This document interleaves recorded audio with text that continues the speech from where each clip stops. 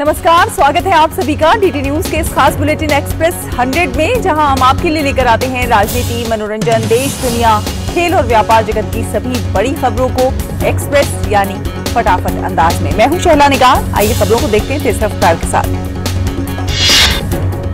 राष्ट्रपति द्रौपदी मुर्मू के हिमाचल दौरे का आज दूसरा दिन। राष्ट्रपति आज मुख्य अतिथि के रूप में हिमाचल प्रदेश विश्वविद्यालय के 26वें दीक्षांत समारोह में होंगी शामिल और मेधावी छात्रों को पदक प्रदान करेंगे। राष्ट्रपति द्रौपदी मुर्मू शिमला की राष्ट्रीय लेखा परीक्षा और लेखा अकादमी में भारतीय लेखा परीक्षा और लेखा सेवा के प्रशिक्षु अधिकारियों से भी करेंगी संवाद। राष्ट्रपति कल Indian institute of advanced study का करेंगी दौरा। राष्ट्रपति द्रौपदी मुर्मू राष्ट्रपति निवास में एट होम रिसेप्शन की करेंगी मेजबानी। कल से ही जनता के लिए खोल दिया जाएगा राष्ट्रपति निवास। केंद्रीय गृह मंत्री अमित शाह आज राजधानी दिल्ली में एंटी नारकोटिक्स टास्क फोर्स के राष्ट्रीय सम्मेलन का करेंगे उद्घाटन। इस सम्मेलन में देश के सभी राज्यों और केंद्र शासित प्रदेशों के प्रमुख हिस्सा लेंगे। यह अपनी तरह का पहला राष्ट्रीय सम्मेलन है। एंटी नारकोटिक्स टास्क फोर्स के राष्ट्रीय सम्मेलन के दौरान राज्यों और केंद्र शासित प्रदेशों के टास्क फोर्स के प्रमुख नशीली दवाओं के खिलाफ चलाए जा रहे कार्यक्रमों और इनसे जुड़े खतरों से निपटने के लिए तैयार अपने रोडमैप से अवगत कराएंगे। रक्षा मंत्री राजनाथ सिंह आज सेना कमांडरों के सम्मेलन को करेंगे संबोधित। प्रौद्योगिकी, नवाचार, आर्टिफिशियल इंटेलिजेंस, प्रशिक्षण, रोबोटिक्स और ऑपरेशनल लॉजिस्टिक्स पर आधारित उपकरणों के प्रदर्शन की करेंगे समीक्षा। राजनाथ सिंह वरिष्ठ अधिकारियों को chief of defence staff, chief of the naval staff और chief of the air staff को भी संबोधित करेंगे। सम्मेलन के दौरान चीन में पूर्व राजदूत विजय गोखले द्वारा भारत चीन संबंधों की भावी रूपरेखा पर वार्ता की भी है योजना। सेना कमांडरों का सम्मेलन साल में 2 बार आयोजित होने वाला एक शीर्ष स्तरीय कार्यक्रम है। ये वैचारिक स्तर के विचार विमर्श के लिए एक संस्थागत मंच है। ये विचार विमर्श भारतीय सेना के लिए महत्वपूर्ण नीतिगत निर्णय लेने में मददगार होता है। वाराणसी, हैदराबाद और गोवा में आज G20 बैठकों का आखिरी दिन। बैठक में कृषि से जुड़े सभी मुद्दों पर चर्चा के बाद सहमति बनाने के लिए मसौदा होगा तैयार। वाराणसी में G20 की एग्रीकल्चर वर्किंग ग्रुप के दूसरे दिन विशेषज्ञ कृषि अनुसंधान एवं विकास में सार्वजनिक निजी भागीदारी पर किया गया गहन विचार।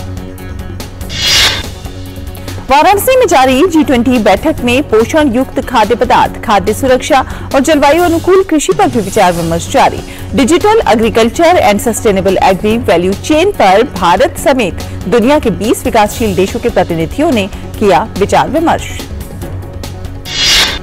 डिजिटल कृषि, अनाज की बर्बादी रोकने एवं पानी की खपत कम करने के लिए डिजिटल टेक्नोलॉजी सहित अन्य मुद्दों पर चर्चा हो रही है। तेलंगाना की राजधानी हैदराबाद में डिजिटल इकोनॉमी वर्किंग ग्रुप की दूसरी बैठक का आज आखिरी दिन। बैठक के दूसरे दिन महत्वपूर्ण विषय डिजिटल स्किलिंग पर सबसे पहले हुई चर्चा। हैदराबाद में डिजिटल इकोनॉमी वर्किंग ग्रुप की दूसरी बैठक में दुनिया भर के विशेषज्ञों ने अपने अनुभव किए साझा। वहीं इलेक्ट्रॉनिक्स और सूचना प्रौद्योगिकी मंत्रालय के सचिव ने बैठक में शामिल हो रहे G20 प्रतिनिधियों को बैठक के तीनों प्रमुख एजेंडों से अवगत कराया।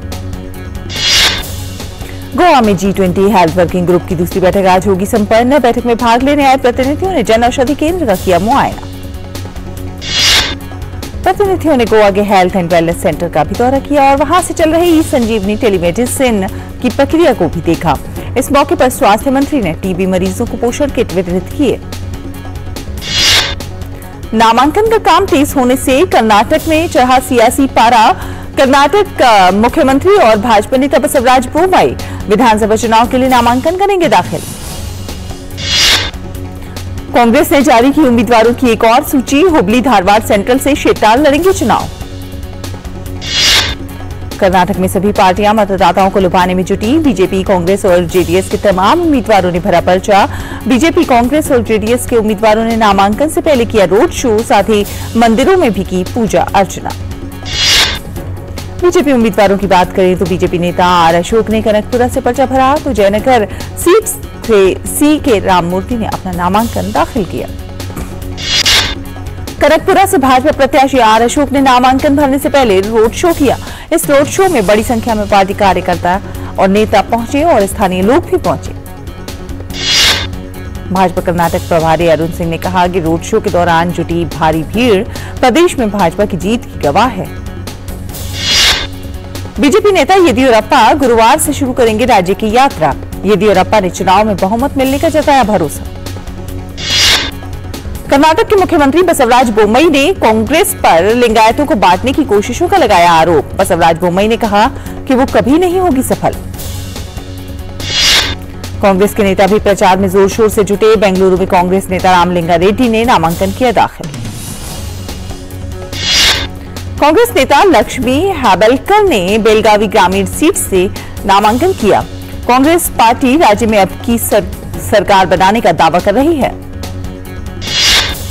कर्नाटक में 20 अप्रैल तक नामांकन दाखिल किए जा सकते हैं। राज्य में 20 मई को विधानसभा चुनाव के लिए मतदान होगा और नतीजों की घोषणा 13 मई को होगी। केंद्रीय सड़क परिवहन और राजमार्ग मंत्री नितिन गडकरी आज से ऑस्ट्रिया की 4 दिवसीय आधिकारिक यात्रा पर रहेंगे। ऑस्ट्रिया सरकार के प्रतिनिधियों से करेंगे मुलाकात। इस बुक में इंटरएल्पेन 2023 मेले के उद्घाटन सत्र में भी शामिल होंगे। साथ साथ नितिन गडकरी भारत ऑस्ट्रिया मैत्री में योगदान देने वाली अन्य गतिविधियों के साथ साथ ऑस्ट्रियाई कंपनियों के साथ करेंगे बातचीत। राष्ट्रीय परीक्षण एजेंसी एनटीए सीयूईटी पीजी 2023 के लिए पंजीकरण प्रक्रिया करेगी समाप्त। जो उम्मीदवार पीजी कोर्सेज के लिए कॉमन यूनिवर्सिटी प्रवेश परीक्षा के लिए आवेदन करना चाहते हैं वे इसे सीयूईटी की आधिकारिक साइट के माध्यम से कर सकते हैं। प्रधानमंत्री नरेंद्र मोदी शुक्रवार को सिविल सेवा दिवस के अवसर पर नई दिल्ली में लोक सेवकों को करेंगे संबोधित। कार्यक्रम के दौरान पीएम मोदी लोक प्रशासन में उत्कृष्टता के लिए प्रधानमंत्री पुरस्कार भी करेंगे प्रदान। प्रवर्तन निदेशालय ने आईएनएक्स मीडिया धनशोधन मामले में कांग्रेस सांसद कार्ति चिदंबरम और अन्य की 11 करोड़ रुपए से अधिक की संपत्ति की कुर्क। प्रवर्तन निदेशालय ने यह कार्रवाई धनशोधन निवारण अधिनियम के तहत की। ये मामला यूपीए शासन के दौरान विदेशी निवेश संवर्धन बोर्ड द्वारा आईएनएक्स मीडिया समूह को विदेशी धन प्राप्त करने की मंजूरी देने में कथित अनियमितताओं से जुड़ा हुआ है। यूपी, बिहार, राजस्थान, ओडिशा, केरल और पंजाब समेत तमाम राज्यों में भीषण गर्मी का प्रकोप जारी है। दिल्ली, एनसीआर और आसपास के इलाकों में आज हल्की बारिश की संभावना है। श्रम एवं रोजगार मंत्रालय ने सभी राज्यों और केंद्र शासित प्रदेशों से विभिन्न क्षेत्रों में काम करने वाले श्रमिकों पर लू से बचाव की तैयारियां और प्रभावी प्रबंधन सुनिश्चित करने को कहा। श्रम सचिव आरती आहूजा ने सभी राज्यों और केंद्र शासित प्रदेशों के मुख्य सचिवों को लिखे एक पत्र में बहुत गर्म मौसम के प्रभावों को कम करने के वास्ते आवश्यक कदम उठाने के लिए नियोक्ताओं, कंपनियों और उद्योगों को निर्देश जारी करने के लिए कहा। श्रम सचिव ने बताया कि मौसम विभाग इस वर्ष गर्मी के मौसम में उत्तर पूर्व और मध्य भारत के अधिकांश हिस्सों और उत्तर पश्चिम के कुछ हिस्सों में सामान्य से अधिकतम तापमान होने की संभावना जताई है।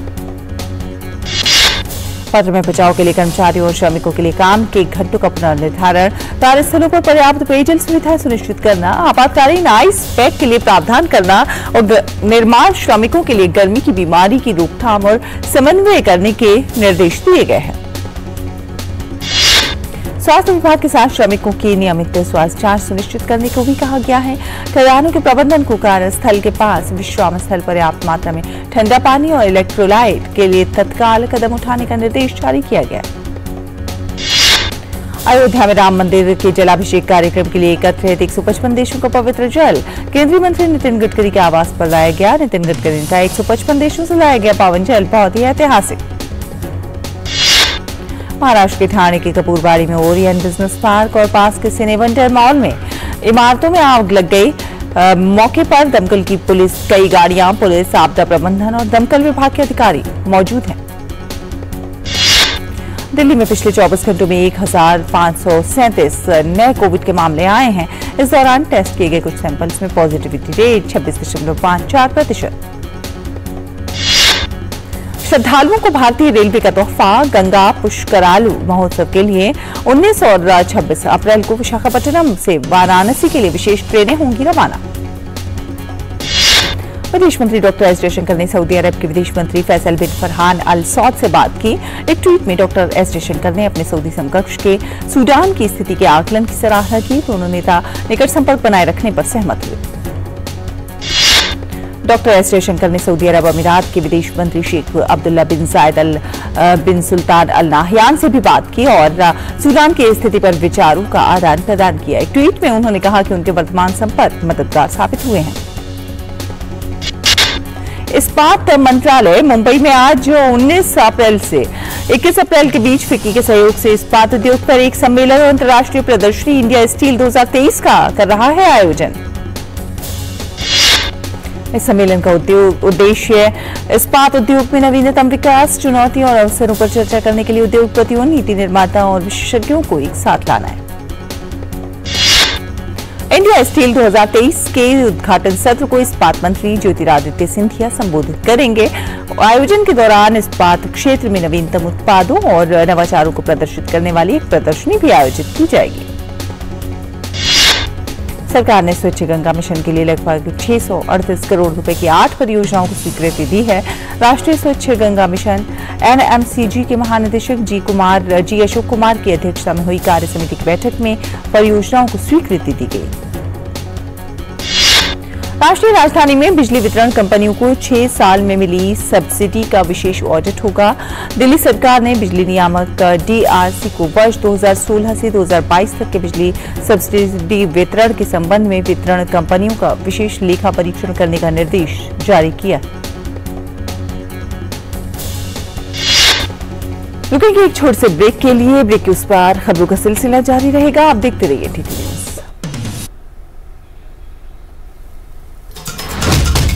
मकसद हो बुलंद लोकतंत्र की आवाज, जज्बा तमाशे का शोर नहीं, जनहित पर हो जोर, मुद्दा जो तय करता हो देश की दिशा, सवाल वही जिनसे जुड़ा हो जन सरोकार। देखिए 5 की पंचायत मेरे साथ सोमवार से शुक्रवार शाम 5 बजे सिर्फ DD न्यूज पर।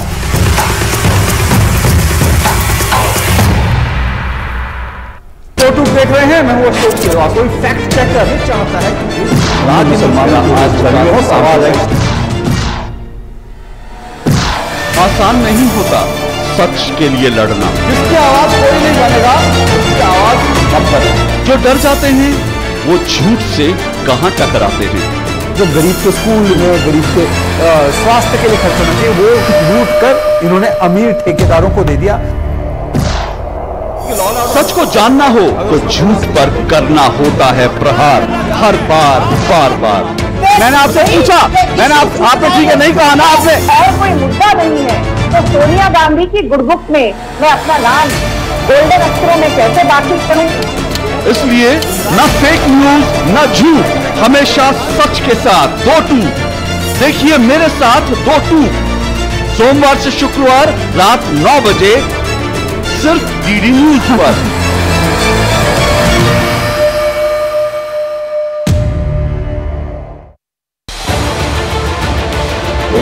उत्तर से दक्षिण तक, पूर्व से पश्चिम तक, देश हो या दुनिया की खबर है तो पड़ताल जरूरी है।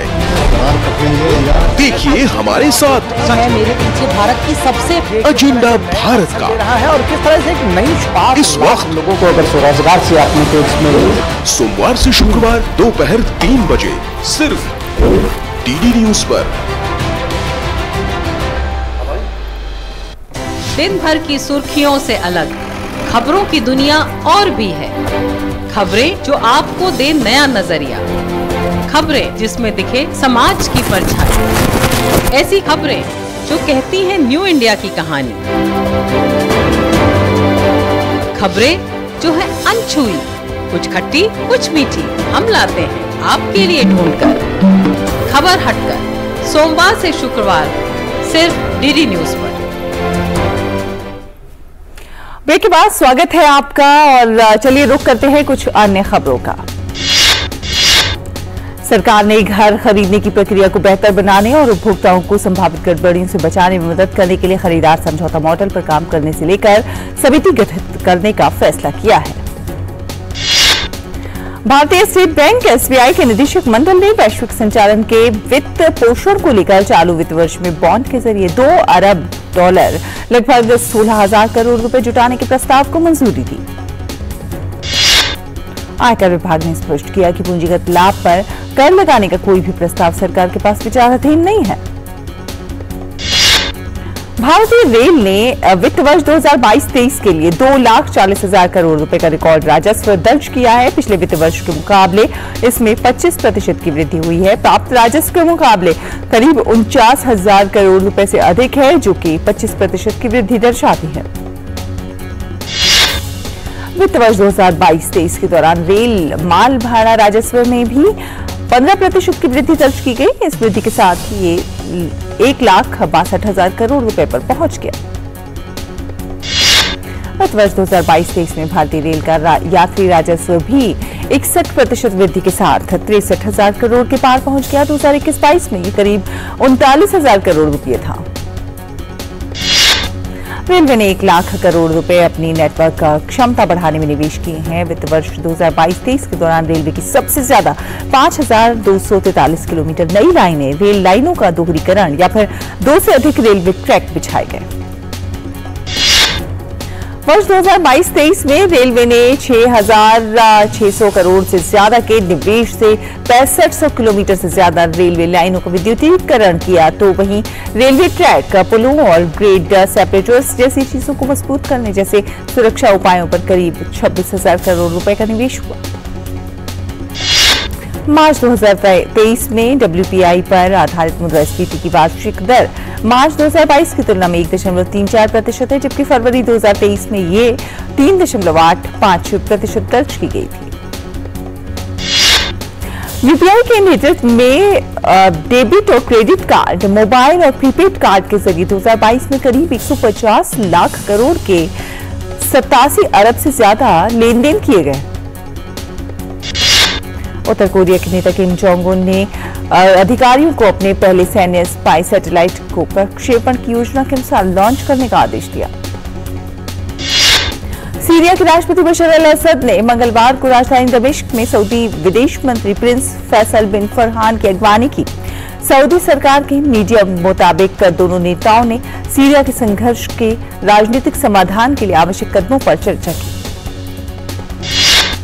सीरिया के राष्ट्रपति बशर अल असद ने कहा कि उनकी सरकार की खुली यथार्थवादी नीतियों से क्षेत्र को लाभ हुआ है। साल 2011 में प्रदर्शनकारियों पर असद की घातक कार्रवाई और लंबे गृह युद्ध के बाद से टूटे संबंधों के बाद सऊदी अरब के किसी बड़े राजनयिक की ये पहली यात्रा थी। सूडान की राजधानी में सेना और अर्धसैनिक रैपिड सपोर्ट फोर्स के बीच शुरू हुए संघर्ष में मंगलवार की रात को भी गोलियों की आवाज गूंजती रही। सूडान में हिंसा बढ़ने पर व्हाइट हाउस ने कहा है कि इस समय अमेरिकी सरकार के पास सूडान में फंसे अपने नागरिकों को सुरक्षित निकालने की कोई योजना नहीं है। व्हाइट हाउस के प्रवक्ता ने कहा कि क्योंकि युद्ध विराम समझौते के बावजूद सूडान की राजधानी खार्तूम में भारी गोलाबारी जारी है और हवाई अड्डे बंद हैं, ऐसे में अमेरिकी नागरिकों को इन कठिन परिस्थितियों में सुरक्षित रहने के लिए अपनी व्यवस्था स्वयं करनी होगी। संयुक्त राष्ट्र सहायता प्रमुख मार्टिन ग्रिफिथ्स ने कहा है कि सूडान में मानवीय सहायता कर्मियों और सुविधाओं को निशाना बनाया जाना जारी है और संयुक्त राष्ट्र को सहायता कर्मियों के खिलाफ हमलों और यौन हिंसा की रिपोर्ट मिल रही है। सूडान की सेना और अर्धसैनिक रैपिड सपोर्ट फोर्स के बीच लड़ाई में 185 लोग मारे गए और 1,800 से अधिक घायल हुए हैं।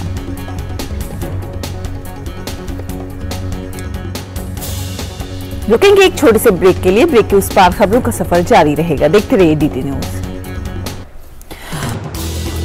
हर दिन हर पल बनती खबरें, बदलती दुनिया, हम लेकर आते हैं आपके लिए बड़ी खबरें, संपूर्ण कवरेज, ताकि आप रहें खबरों के बीच हमारे साथ। मिड प्राइम हिंदी सोमवार से शुक्रवार दोपहर 1 बजे सिर्फ डीडी न्यूज पर।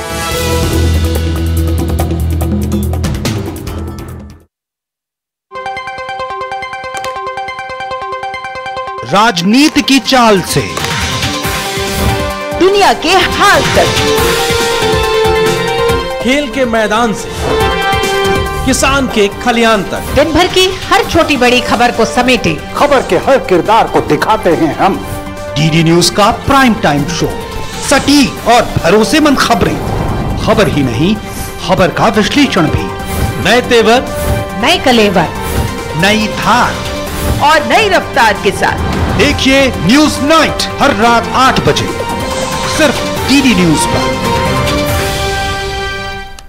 ब्रेक के बाद स्वागत है आपका। चलिए रुक करते हैं कुछ अन्य खबरों का। संयुक्त राष्ट्र के प्रवक्ता स्टीफन दुजारिक ने स्थिति को बेहद तनावपूर्ण और स्पष्ट रूप से खतरनाक बताया है। संयुक्त राष्ट्र सुरक्षा परिषद ने सूडान की स्थिति पर बंद कमरे में बैठक बुलाई और सूडान में अमेरिकी राजनयिक के काफिले पर गोलीबारी की गई, जिसके बाद अमेरिकी विदेश मंत्री एंटनी ब्लिंकन ने सीधे चेतावनी दी है। उन्होंने इस घटना को लापरवाही और गैर जिम्मेदाराना बताया है। सूडानी सशस्त्र बलों और अर्धसैनिक रैपिड सपोर्ट फोर्स के प्रतिद्वंदी सशस्त्र गुटों के बीच हुई झड़पों के बाद खार्तूम विश्वविद्यालय के इंजीनियरिंग स्कूल में लगभग 88 छात्र और कर्मचारी फंस गए। फ्रांस के राष्ट्रपति इमैनुअल मैक्रों ने सेवानिवृत्ति की आयु बढ़ाने की अपनी अलोकप्रिय योजनाओं पर कई हफ्तों के विरोध के बाद स्थिति को संभालने के लिए खुद सामने आए। मैक्रों ने अपनी सरकार से कई मुद्दों पर यूनियनों के साथ बातचीत शुरू करने के लिए कहा है। सऊदी अरब ने यमन के 104 बंदियों को रिहा किया। ये रिहाई यमन की युद्धरत दलों के बीच कैदियों के आदान प्रदान से हुई। पुतिन ने खेरसौन क्षेत्र में एक सैन्य कमान की बैठक में भाग लिया और खेरसौन तथा जापोरेजिया क्षेत्रों की स्थिति पर हवाई सेना के कमांडरों और नीपर सेना समूह और अन्य वरिष्ठ अधिकारियों से ताजा स्थिति का जायजा लिया। अमेरिकी विदेश मंत्री एंटनी ब्लिंकन ने मंगलवार को कहा कि रूस दुनिया भर के उन देशों से किए गए अपने वादों को तोड़ रहा है जो अनाज पर निर्भर है, जो पिछले कुछ दिनों से यूक्रेन से बाहर नहीं निकल पाए हैं। मुंबई इंडियंस ने आईपीएल में सनराइजर्स हैदराबाद को उसके होम ग्राउंड पर 14 रनों से हराकर लगातार अपनी तीसरी जीत दर्ज की। रोहित शर्मा ने एक बड़ी उपलब्धि हासिल कर ली है। रोहित शर्मा 6000 से ज्यादा रन बनाने वाले 14 खिलाड़ी बन गए। इंडियन प्रीमियर लीग में आज राजस्थान रॉयल्स और लखनऊ सुपर जॉयंट्स के बीच लीग का 26वां मुकाबला खेला जाएगा। आईपीएल के मौजूदा सीजन में दोनों टीमों ने अब तक 5-5 मैच खेले हैं। राजस्थान रॉयल्स और लखनऊ सुपर जॉयंट्स के बीच अब तक 2 मैच खेले गए हैं। दोनों में राजस्थान को जीत हासिल हुई है। मोहसिन खान लखनऊ सुपर जॉयंट्स में शामिल होने के लिए तैयार। कंधे की चोट के कारण शुरुआती मैच नहीं खेल पाए थे मोहसिन।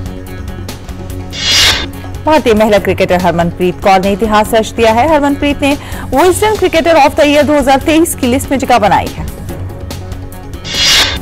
सूर्य कुमार यादव को बीते साल टी20 में उनकी बेहतरीन पारी के लिए Wisden T20 cricketer of the year का सम्मान मिला है।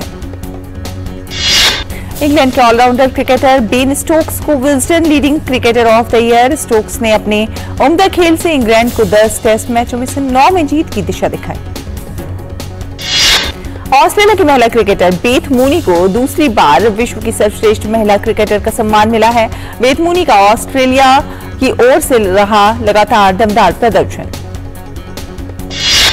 श्रीलंका ने 2 मैच की सीरीज के पहले टेस्ट में आयरलैंड को 1 पारी और 280 रन से हरा दिया है। टेस्ट क्रिकेट में पारी और रन के लिहाज से ये उसकी सबसे बड़ी जीत है। रियल मैड्रिड ने मंगलवार को स्टैमफोर्ड ब्रिज में चेल्सी को 2-0 से हराकर चैंपियंस लीग के सेमीफाइनल में प्रवेश कर लिया है, जिसमें रियल मैड्रिड ने चेल्सी पर 4-0 की कुल जीत दर्ज की है। रियल मैड्रिड की ओर से रोड्राइगो ने क्वार्टर फाइनल के इस दूसरे चरण के मुकाबले में 2 गोल किए, तो वहीं चेल्सी की टीम दोनों चरण में एक भी गोल नहीं कर पाई। एसी मिलान 2007 में प्रतियोगिता जीतने के बाद नेपोली को हराकर पहली बार चैंपियंस लीग के सेमीफाइनल में पहुंचने में कामयाब हुए। चैंपियंस लीग में आज होने वाले क्वार्टर फाइनल के दूसरे लेग में मैनचेस्टर सिटी और बायर्न म्यूनिख आमने सामने होंगे। पहले लेग के आधार पर मैन सिटी को 3-0 की बढ़त हासिल है।